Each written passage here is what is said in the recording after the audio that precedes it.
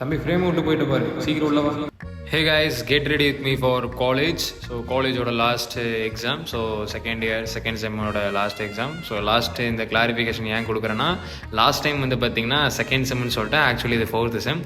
So ready ஆகிடுச்சு, shirt பேண்ட்டெல்லாம் போட்டு. So அதனால் கிளம்ப வேண்டிய நேரம் வந்து விட்டது. ஸோ என் தங்கச்சி வந்து ஹே கைஸ் அப்படிங்கிற. ஸோ பேக்கில் என்னடா தேடிக்கிட்டு இருக்கேன் அப்படின்னு பார்த்தீங்கன்னா, பேக்கில் பென்னு ஹால் டிக்கெட்டில் எடுத்து வச்சு நான் பார்த்துக்கிட்டு இருக்கேன். ஸோ ஹேர் கொஞ்சம் ஜாஸ்தி ஆயிடுச்சு. சரி அப்படி லாங் ஹேர் வளர்க்கலாமான்னு ஒரு ஐடியா வச்சுருக்கேன். நீங்கள் என்ன சொல்கிறீங்கன்னு கமெண்ட்ஸ் சொல்லுங்கள். ஸோ ஹேரும் அப்படியே வந்து பயங்கரமாக சீவாச்சு. என்ன தான் ஹேரை சீவினாலும் ஹெல்மெட் போடுறதுக்கு ஒரு கலையை தான் போகுது. ஸோ அதனால் பேக்லாம் போட்டு ஸ்டைலாக ஜேடி மாதிரி வந்து இறங்கலாம் காலேஜுக்குள்ளே அப்படின்ட்டு. Got the man with the plan right here. Bringing swag with the man right here. Leaving it up. சரி பிஜிஎம்லாம் போதும். ஸோ காலேஜுக்கு கிளம்பலாமா?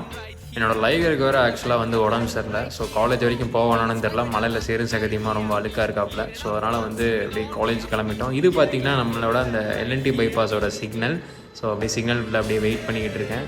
இங்கே பார்த்தீங்களா கற்பகம் காலேஜ். எல்என்டி பைபாஸில் வந்து லெஃப்ட் சைடு வந்து கற்பகம் காலேஜ். இங்கே என்னோட சில நண்பர்கள் படிச்சுட்டு இருக்காங்க. ரைட் சைடில் ரத்தினம். காலேஜுக்கும் வந்துட்டேன். ஸோ ஹேர் ஸ்டைலும் பங்கமாக கலைஞ்சிருச்சு. வீட்டில் சொன்ன மாதிரியே தான்.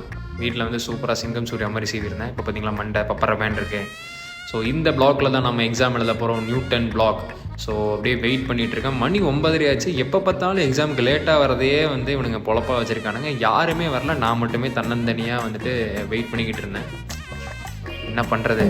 என்ன எக்ஸாம் அப்படி இன்னைக்கு பார்த்தீங்களா, எக்ஸாம் என்னென்னு தெரியாமல் எழுத வந்திருக்கேன். சரி அப்படியே வந்து எக்ஸாம் எழுத போகலாமா?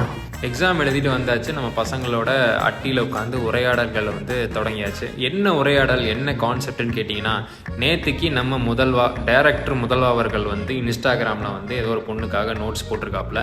ஸோ அது யார் என்னன்னு கொஞ்சம் விசாரிக்கணும். பார்த்தீங்களா, ஒன்றும் தெரியாத சின்ன பிள்ளைய இன்னசென்ட்டாக நடிக்கிறாராமா. அப்படியே பேசி முடிச்சதுக்கப்புறம் நானும் வந்து லைக்கரை ஸ்டார்ட் பண்ணி வீட்டுக்கு கிளம்பலான்னு ரெடி ஆகிட்டேன். ஓகே பாய் பாய் காலேஜ். இனி அடுத்த மாதம் தான் 3rd இயரில் சந்திக்கலாம். Tata bye, see you, bye.